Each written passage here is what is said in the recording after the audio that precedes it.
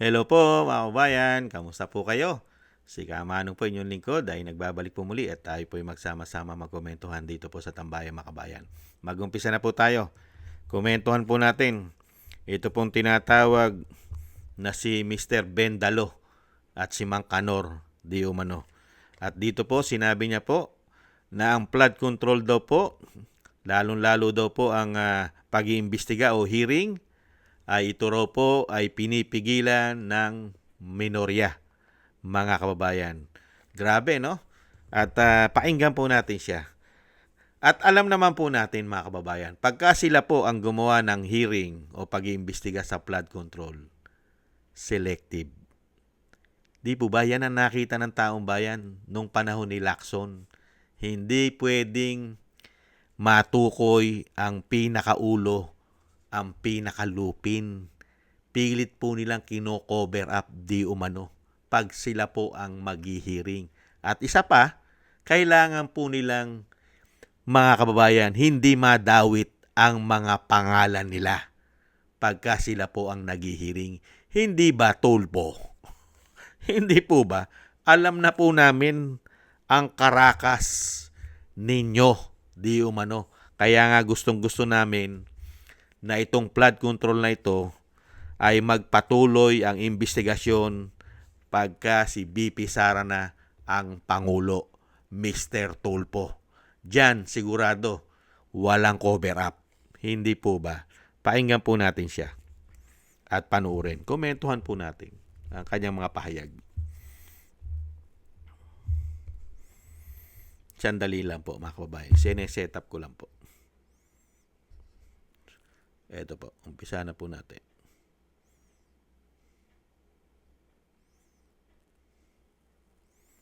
Ayan po.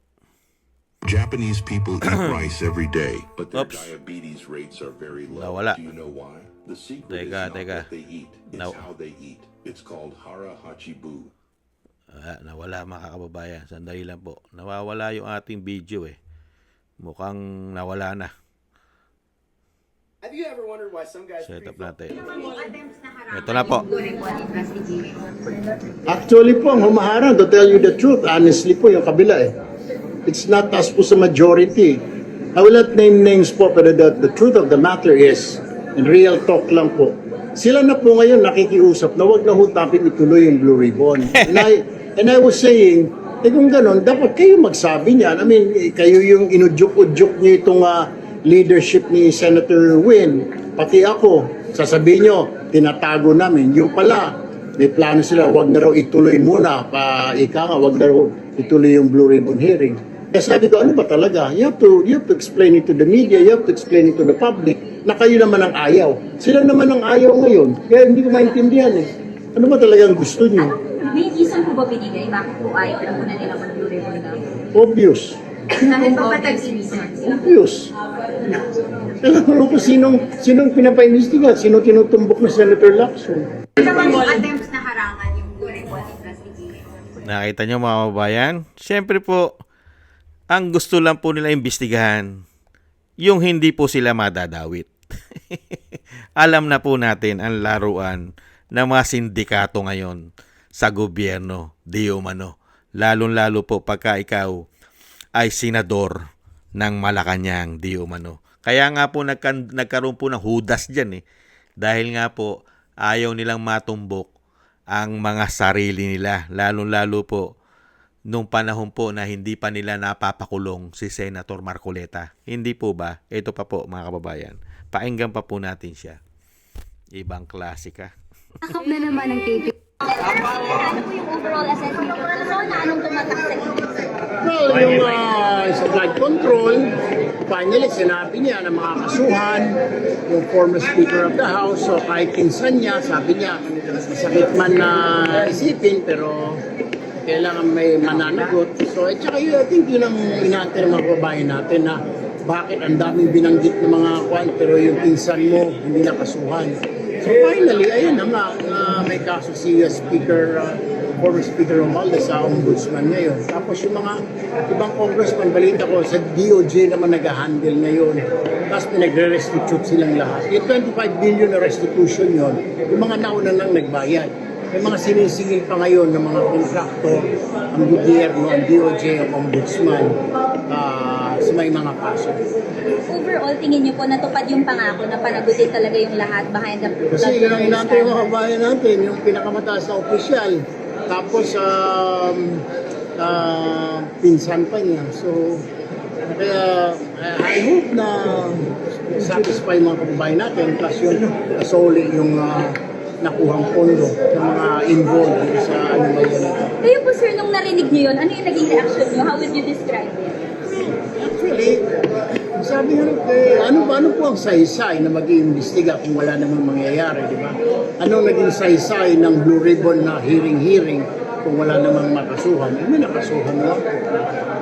Yung ito po nga naibigay po sa ombudsman is the result of the chairman's report po namin ni Senator Lacson sa ombudsman earlier na to investigate and then to file charges. So, yan po yung resulta niya. Yung mga ibang congressman naman po at saka ibang mga contractor, doon po sila sa ICI. Yung ICI report naman ibinigay sa DOJ. So dalawa pong Nakita niyo po? Kailangan sila po mag-iimbestiga ni Lacson. Nakita niyo po? At yung sinasabi pong kakasuhan daw po si Tambaloslos na tinatawag ng Vice President. Sa tingin nyo, mapapakulong nila yon? Sige nga. At yung sinasabing mga big fish, yan na po ba yun? Big fish na po ba yun? Isinama pa nila si Marcoleta na ang issue ni Marcoleta ay campaign fund, hindi po flood control. Sinama pa si Mike Defensor. At mga kababayan, ginagawa pong tanga at mga bobo ang mga Pilipino. Lalong-lalo po nitong si Mr. Bendalo. Hindi po kami tanga. Hindi po kami bobo. Alam po namin, hindi po kami tanga. Alam namin ang pumipirma ng budget at alam niya ang nangyayari sa pera ng taong bayan dahil siya ang pumipirma at siya ang gumagawa at proposal niya ang budget lalong-lalo po sa mga programa at proyekto ng bansa at ang mga pera na ilalagay sa DPWH, hindi po ba kailangan ng approval at pirma ng Pangulo? Tapos ngayon, dadalin mo lang kami, Mr. Bendalo, sa hindi makulong-kulong na si Tambaloslos at dadalin mo lang kami sa issue na ang pumipigil ngayon sa pag-iimbestiga ng Blue Ribbon ay itong minorya o minority. Sige nga, paano hindi pipigilan ng minority ang investigasyon? Dahil yung gagawin yung investigasyon ay cover up, di umano. Hindi po ba? At selective. At kailangan proteksyonan ang mga sarili ninyo, di umano. At lalong-lalo yung nasa Malacanang. Hindi kaya. At kailangan lang pong madala ang issue ng korupsyon sa mga contractors at sa mga kalaban sa politika. Hanggang ngayon, hindi pa natutumbok lahat kayo, di umano. Pati nga ang pamilya mo. Hindi po ba? Buong pamilya yata ng tulpo, di umano, ay may anomalya yata ng korupsyon.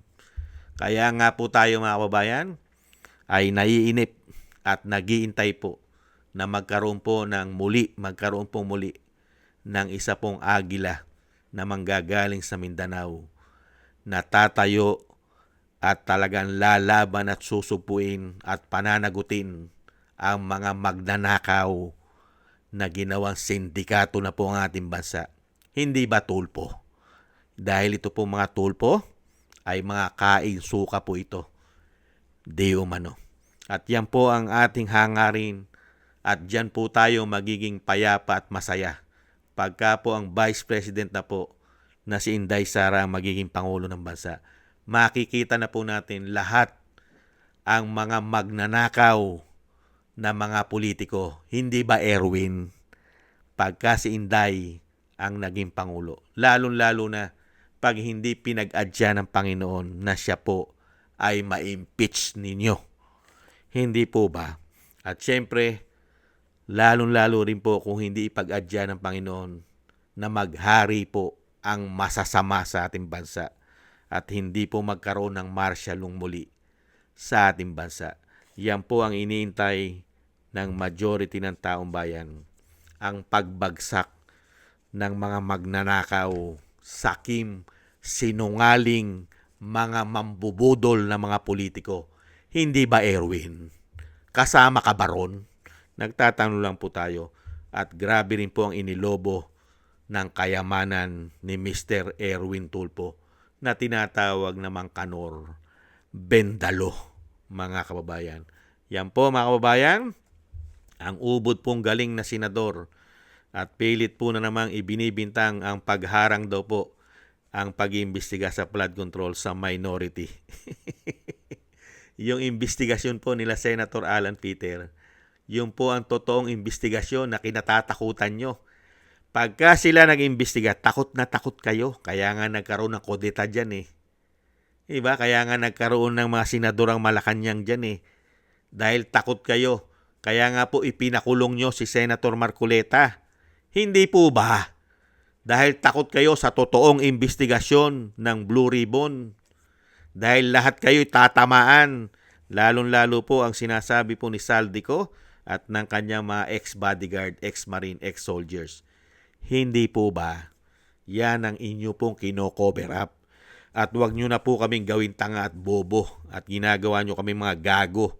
Darating din ang panahon na kayo ang magiging gago at bobo. Pagdating ng tamang panahon, kayo na ang mga gago, hindi na ang mga Pilipino.